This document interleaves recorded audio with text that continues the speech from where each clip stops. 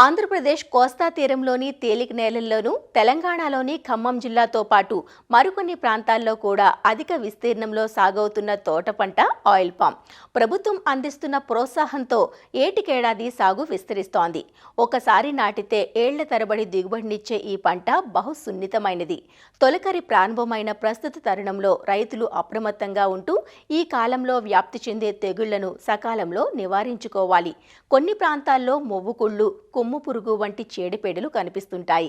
కానీ ఖమ్మం జిల్లాలో సాగు చేస్తున్న తోటల్లో ప్రస్తుతం గ్యానోడెర్మా తెగులు కనిపిస్తోంది.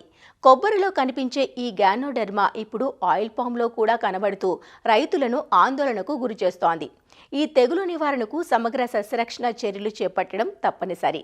ఆయిల్ పామ్లో గ్యానోడెర్మా తెగులు లక్షణాలు, నివారణకు చేపట్టాల్సిన సస్యరక్షణ చర్యలు తెలియజేస్తున్నారు ఖమ్మం జిల్లా వైరా ఉద్యానవనాధికారి వేణు. మనం ఇప్పుడు ప్రస్తుతం చూస్తున్నది 19 సంవత్సరాల నుంచి 20 సంవత్సరాల ఆయిల్ పామ్ తోట. ఈ తోటలో ప్రతి మొక్కలో అంటే చూసినప్పుడు ఈ గ్యానోడర్మా లక్షణాలు కనపడ్డాయి. మొదటగా ఈ గ్యానోడర్మా అనే శిలీంధ్రం వల్ల బేసల్ స్టెమ్ రాట్ అనేది ఆయిల్ పామ్లో రావటం జరుగుతుంది.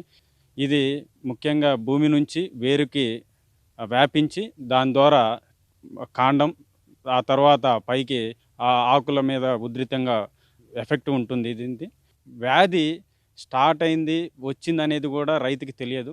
ఎందుకంటే ఇది వేరు వ్యవస్థ ద్వారా వెళ్ళేసి కుళ్ళి అంటే 50-60% మొక్క దెబ్బతిన్న తర్వాతే ఈ వ్యాధి లక్షణాలు అనేది బయటకు కనపడతాయి.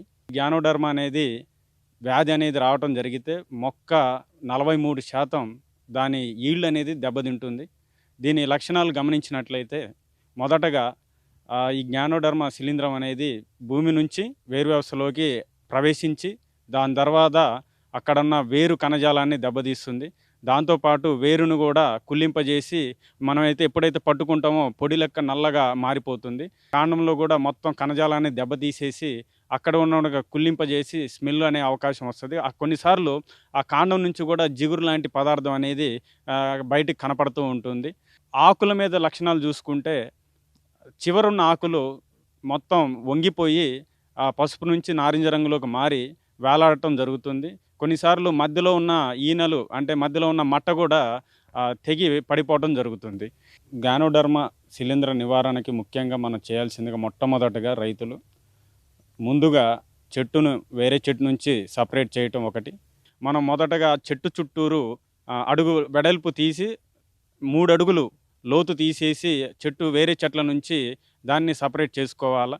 దాంతోపాటు ఎక్కడైతే ఈ చెట్టు వ్యాధి ఎక్కువగా అనిపిస్తుందో ఆ చెట్టు చుట్టూరు కూడా వాటర్ అనేది ఇవ్వకుండా ఎక్కువగా వేరే చెట్లకు పాకకుండా చూసుకోవచ్చు. ఫ్లడ్ ఇరిగేషన్ ఇవ్వటం వల్ల చెట్టు వేరే చెట్టు నుంచి ఇంకో చెట్టుకి వ్యాధి సోకే ప్రమాదం ఎక్కువ ఉంటుంది. కాబట్టి డ్రిప్ ఇరిగేషన్ చాలా ఉపయోగకరంగా ఉంటుంది.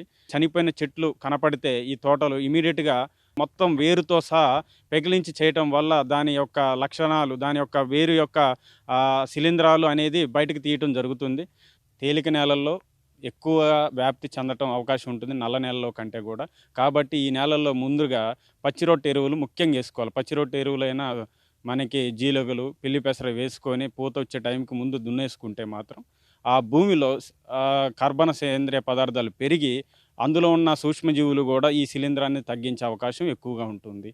దానితో పాటు ఎప్పుడైతే మనం చెట్టు చుట్టూరు మనం ఇలా చిన్న గుంటగా తయారు చేసుకుంటామో అక్కడ కూడా మనం చెట్టు చుట్టూరు మనం ట్రైకోడర్మా ప్లస్ సుడోమోనాస్ శిలీంధ్రాలను కూడా శిలీంద్రనాశకాలు కూడా పశువుల ఎరువులో కలిపి మొక్క చుట్టూరు చల్లుకోవటం వల్ల కూడా దీన్ని కొద్దిగా తగ్గించుకోవచ్చు. కెమికల్ ట్రీట్మెంట్ వచ్చేసేసి ఇప్పుడు మేము అబ్జర్వ్ చేసింది మలేషియా, ఇండోనేషియాలో జరుగుతున్నది. మేము అకార్డింగ్ రీసెర్చ్ ప్రకారం తెలుసుకున్న దాని ప్రకారం ఈ ట్రంక్ ఇంజెక్షన్ ఇవ్వటం కూడా 70% దాకా మనం ఈ గ్యానోడర్మాని నివారించుకోవచ్చు. ఇది ఏ విధంగా చేయాలంటే ట్రంక్ ఇంజెక్షన్ అనేది ముందుగా ఆ మొక్కకి సెలెక్ట్ చేసుకొని ఏ మొక్క అయితే ఇట్లా మనకి ఇబ్బంది పడుతుందో ఆ మొక్కని సెలెక్ట్ చేసుకొని దాన్ని డ్రిల్ చేయాలి. డ్రిల్ కూడా ఎలా చేయాలంటే 45 degrees యాంగిల్లో మనం డ్రిల్ చేసుకొని అది కూడా మనకి 16-17 సెంటీమీటర్ల లోతులో డ్రిల్ చేసిన తర్వాత హెక్సాకోనజోల్ని 200 ml వాటర్లో 20 ml మందును కలిపి సెలైన్ బాటిల్లో నింపి దాన్ని చెట్టు ద్వారా ఎక్కించడం జరుగుతుంది. ఇది కూడా ఆ మొక్కకి లోపలికి వెళ్ళేసి ఆ కణజాలం ఎక్కడైతే దెబ్బ తిన్నదో ఆ శిలీంధ్రం వల్ల దాన్ని రెడ్యూస్ చేసే అవకాశం ఉంది. దీంతో మనకి వితిన్ ది 3 ఇయర్స్లో మొక్క రికవరీ అయ్యి మంచిగా యథాస్థితికి దిగుబడి ఇవ్వటానికి చాలా అవకాశాలు ఉన్నాయి.